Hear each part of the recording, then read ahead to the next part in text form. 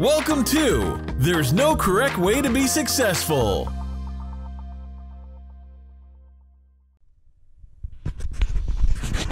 What up? This is Cyrus. Thanks for watching this video. I'm doing this video about Ralph Waldo Emerson. A lot of my readings, you know, they kind of bring me back to the 1800s or so, and it's like an interesting time in the world, you know, because you have the war breaking off from England, you have this new country, America, and you kind of have a lot of revolution in thought. And as much as the world is really crazy and different today, it actually all stems back to this time.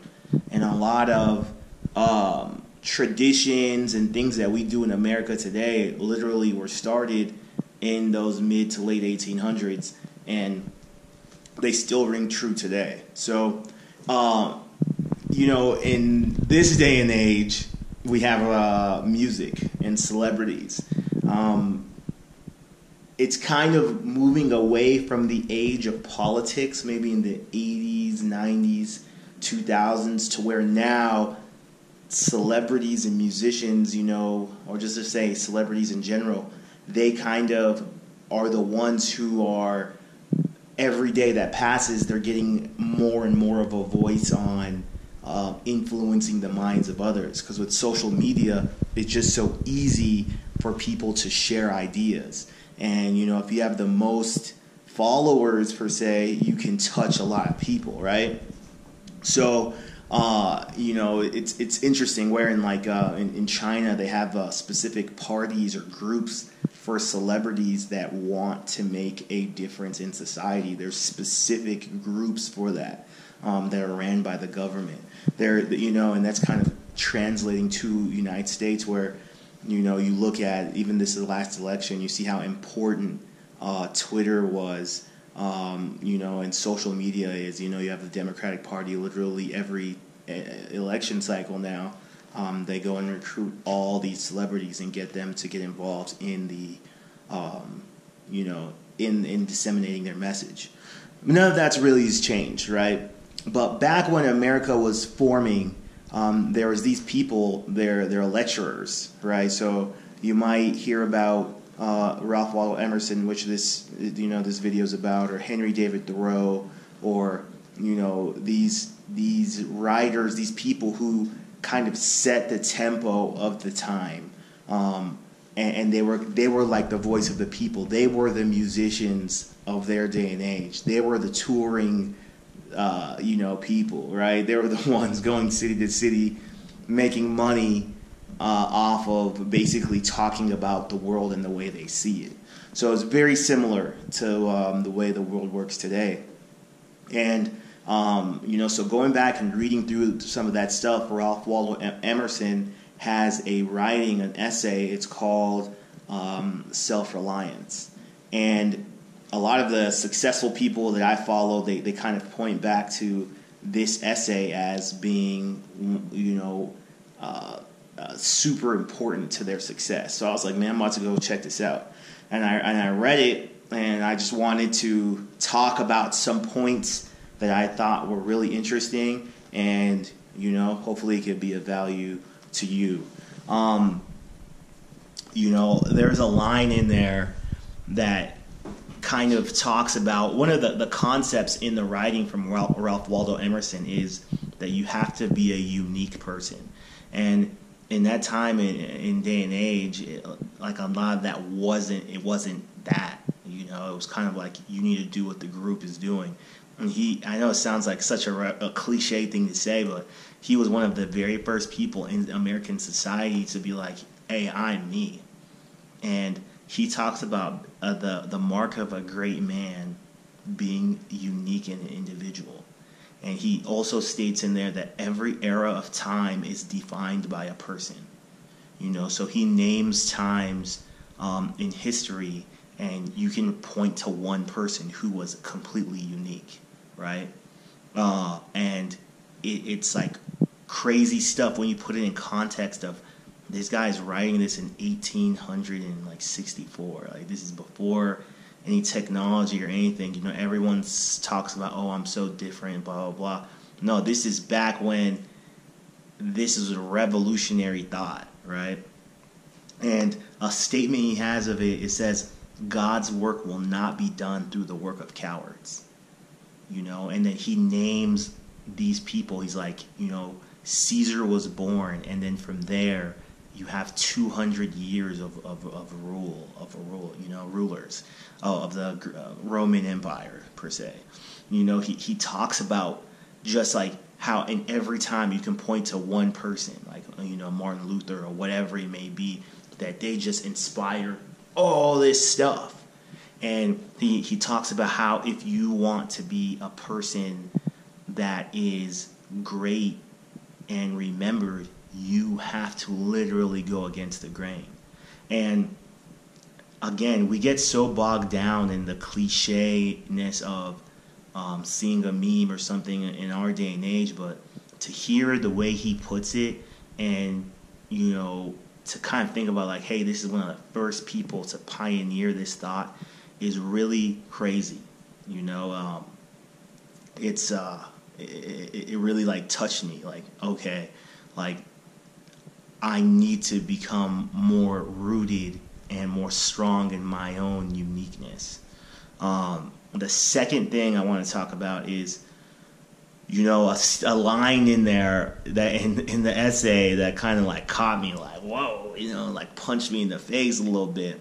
It says, the most painful thing for a man is to see and hear the admiration for words that a man has said, knowing it has been on his heart and lips for months. So kind of what he's trying to say is that, like, you have a thought in your head, and the worst thing and the most shameful thing is to see someone else do it and then you not do it or said it or have taken action in that moment. And it's so true. Because all of us have ideas, you know, and then we tell our friends, like, wouldn't it be crazy if we did this? And then we see another company that's, you know, somebody just became a billionaire from doing this idea or whatever it may be. So it's like so crazy when he said this, like this dude's saying this in 1860s, you know, he's like, what a shameful thing. And it's very true. You know, I guess this channel is about thoughts and, you know, independent thinking.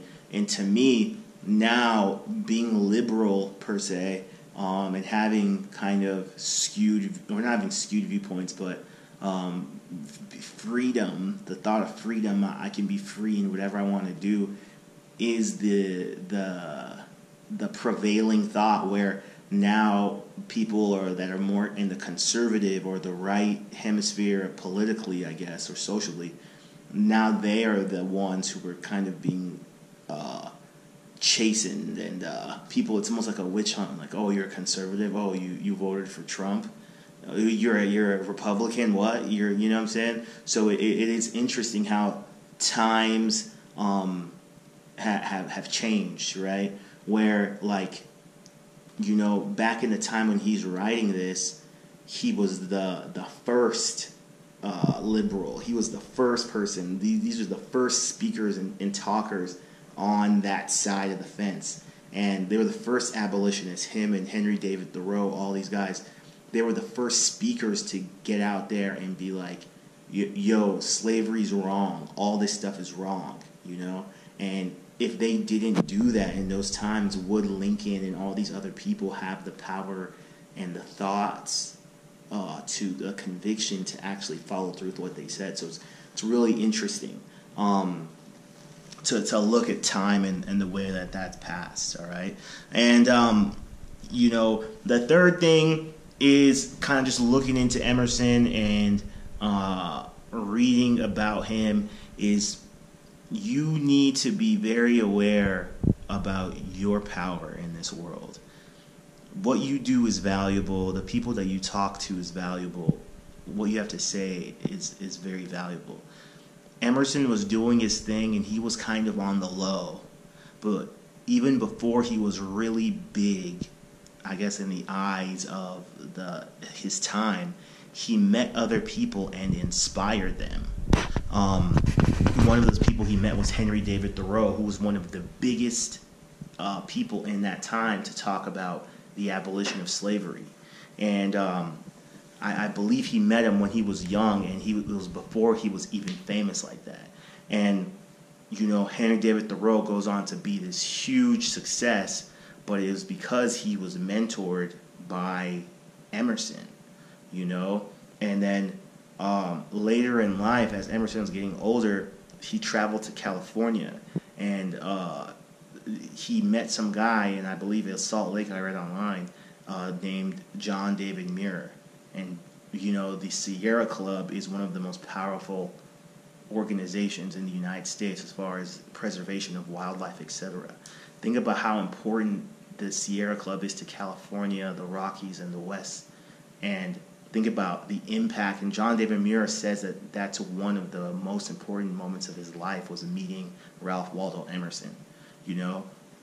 It's the equivalent of, I guess like a dumb way of putting it, or something that somebody in our day and age can meet, is like you wanting to be a rapper or a musician, like Kobe. Let's just say this, like Kobe Bryant at 11 or 12 years old, meeting Jordan as a youngster, and then being like, wow, I'm gonna be him. I think I heard the story of Steve Nash.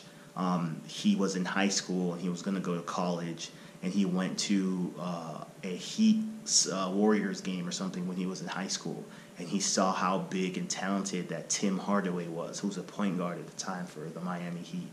And when he saw Tim Hardaway, he was like, wow, I gotta go to another level. But him going and seeing and meeting Tim Hardaway was like a transcendent moment in his life, because it showed him the level he had to rise to, And it was like, wow, that bit of luck for him to go and see that and experience it in real life changed everything. Like, look what Steve Nash became to be, right? I mean, being from Phoenix, it's he's a big deal, right? So, those are just two people that Ralph Waldo Emerson, changed the world. Think about how many other thousands of people were affected by that. And I'm not even talking about Abraham Lincoln, etc. And this guy, it all came from this one guy, Ralph Waldo Emerson, who was just a writer in his time. And, even to look into his life more, it's real interesting. He was married, and I think I was like in his mid-20s, his wife died. And it was like a super crazy, it was a super crazy, sad thing. And what he did was, he was like, went to his parents' house. He stayed at his parents' house, and he would go visit her grave every day. I believe I read online. And then finally, he just starts traveling around the world. So he just starts going around the world, meeting people, experiencing new things. And finally, he comes back, and then he starts to give these talks, because he was inspired by the, people in Europe and Britain and all those sort of things. And a little side note is, it's funny, his second wife, he asked to marry her using the mail. So he proposed to her during the mail, using mail, which is like the equivalent of us sending a DM or meeting a girl online now, etc. So there's a lot of parallels between 1860s and 2000 and whatever year this year is, right? So interesting stuff. But basically, I say all that to say that this dude is living, and he lived a very comparable life to a lot of us now, and a lot of us are trying to do, right? Everyone talks about, I want to get out, I want to travel, I want to do this, I want to do that. And it's like, this guy, literally, America is based upon the principles and thoughts of this one guy, and the life he lived was very similar to us now today. So you can do the same thing too. And I would suggest for you guys to read his essay on self-reliance. If you read it, you'll see the parallels to everyone who's famous today, because they're implementing what he's saying to do. and it will be of great value to you. So thanks for watching this. I'll talk to you guys soon. Hey, thanks for watching. We created this YouTube channel to show people out there success is different for everyone. It's okay if you haven't figured everything out yet. You will. Everything works out in time. Down below, there's a link to join our business community. Click it and learn how you can start your own online business and meet thousands of other positive, like-minded people just like you. Click the link below. We'll see you soon.